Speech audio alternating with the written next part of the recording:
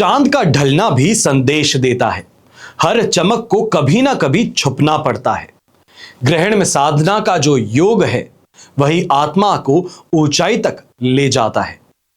देश विदेश से देख रहे सभी दर्शकों को मेरा प्यार भरा नमस्कार। मैं हूं मोहित कमल श्रीमाली। आप सभी का स्वागत करता हूं आपके अपने चैनल पर और चंद्र ग्रहण के इस विशेष एपिसोड में।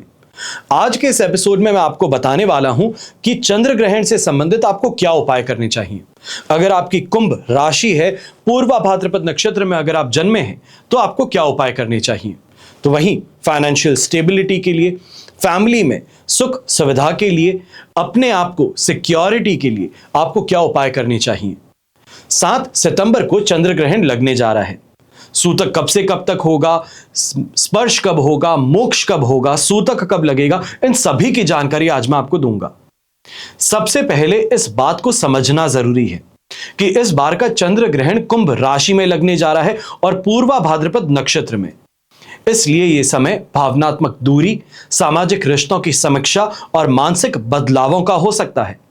इस ग्रहण का प्रभाव आपकी कुंडली में कुंभ राशि किस स्थान पर, भाव पर है, उस पर निर्भर करता है। यह वर्ष का दूसरा चंद्र ग्रहण है। भारत समेत एशिया में, ऑस्ट्रेलिया में, अफ्रीका में, यूरोप, एंटार्क्टिक, पैसिफिक और इंडियन ओशियन में दृश्य होगा। यह चंद्र ग्रहण 7 सितंबर को लगने जा रहा है। ग्रहण प्रारंभ रात को 9:57 पर होगा। छाया प्रवेश 8:58 पर होगा। स्पर्श रात को 11:09 पर होगा और अधिकतम ग्रहण रात को 11:42 पर होगा। मध्यकाल रात 11:42 तक होगी और ग्रहण का मोक्ष काल रात को 12:23 पर होगा, जब कैलेंडर में 8 तारीख लग जाती है। और समाप्ति इस ग्रहण की 1:27 पर होगी रात के, यानी कि जब 8 सितंबर आपके कैलेंडर में लग जाएगी तो मध्य रात्रि मानिए उसे, या फिर सुबह मानिए, 1:27 पर होगी, 1:27 AM। अब कुल अवधि लगभग 3 घंटे और 28 मिनट की है। इस ग्रहण को देखा जा सकता है, आप अपनी नंगी आंखों से देख सकते हैं, यह सुरक्षित है। लेकिन मेरी यह राय होगी कि इस ग्रहण को देखने से परहेज करें तो ज्यादा बेहतर है। सूतक काल ग्रहण से 9 घंटे पहले लगेगा, तो 7 सितंबर को दोपहर के 12:57 पर सूतक शुरू हो जाएगा।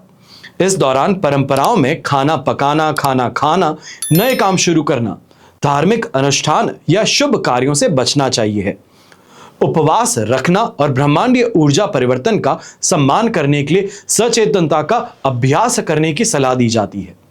तो ऐसे में चंद्र ग्रहण 2025 के दौरान एक मंत्र है विशेष तौर पर, जिसका आपको जप करना चाहिए। तमो में महाभीम सोम सूर्य विमर्दन हेम तारा प्रदानेन मम शांति प्रदो भवः। ये मंत्र है, इसका आपको उच्चारण करना चाहिए। इसका मतलब है अंधकार रूप महाभीम चंद्रमा और सूर्य का मर्दन करने वाले राहु, क्योंकि राहु और चंद्रमा की यहां पर युति भी है। अब सुवर्ण तारा के दान में मुझे शांति प्रदान कीजिए। जिसके जन्म नक्षत्र, जन्म राशि और जन्म लग्न पर ग्रहण हो, वे ग्रहण का दर्शन करने से विशेष तौर पर परहेज करें। ग्रहण के स्पर्श होते ही स्नान करके जप करने, पाठ करना आपको प्रारंभ करना चाहिए। मध्य में हवन करना, देव पूजन करना चाहिए और ग्रहण के अंत में या फिर ग्रहण समाप्त होने के पश्चात दान करना चाहिए। मोक्ष के बाद में फिर से स्नान करके अपने आप को स्वच्छ करना चाहिए। ग्रहण के पश्चात जो नक्षत्र अनुसार दान है, सबसे पहले उसकी मैं आपको जानकारी दूंगा। क्योंकि यह ग्रहण पूर्वा भाद्रपद नक्षत्र में घटित होगा, इसलिए स्वर्ण, चांदी, अन्न, पीले वस्त्र का आप दान कर ब्राह्मण को भोजन करवा सकते हैं। और कुंभ राशि से संबंधित दान, क्योंकि कुंभ राशि में यह ग्रहण घटित होगा, इस वजह से काले तिल, लोहे की वस्तुएं, ऊनी वस्त्र, काले चने, काला छाता, यह आप दान कर सकते हैं। क्योंकि ये चंद्र ग्रहण है तो इस कारण से चंद्रमा के लिए सफेद वस्तुओं का भी आप दान कर सकते हैं। सफेद वस्त्र हैं, सफेद धोती है, चावल है, शक्कर है, घी है, कपूर, मोती, चांदी, इनका आप दान कर सकते हैं। इस बात का हमेशा ध्यान रखें कि दान हम अपने सामर्थ्य अनुसार किया जाता है। जिस इंसान के पास में धन की कमी हो वो सीधी सी बात है कि स्वर्ण यानी कि सोने का दान नहीं कर सकता है। तो जरूरी नहीं कि सोने का दान करना ही एक इकलौता आपके पास में रास्ता है। आप अन्य कोई दान कर सकते हैं जो ऊपर मैंने अभी आपको बताए हैं। और बस यही प्रयास कीजिएगा कि इस चंद्र ग्रहण में अपने और अपने परिवार की रक्षा के लिए जो मंत्र बताए गए हैं, जो उपाय बताए गए हैं, उसका आप पालन करें। हमेशा की तरह प्रार्थना आप सभी के लिए यही रहती है और हमेशा रहेगी कि आपका और हमारा परिवार सदैव सुखी रहे, संपन्न रहे, सुरक्षित रहे और स्वस्थ रहे। घर परिवार में बड़े बुजुर्गों का साथ और आशीर्वाद हमेशा हमारे साथ में बना रहे। जय श्री राम एवं जय हिंद।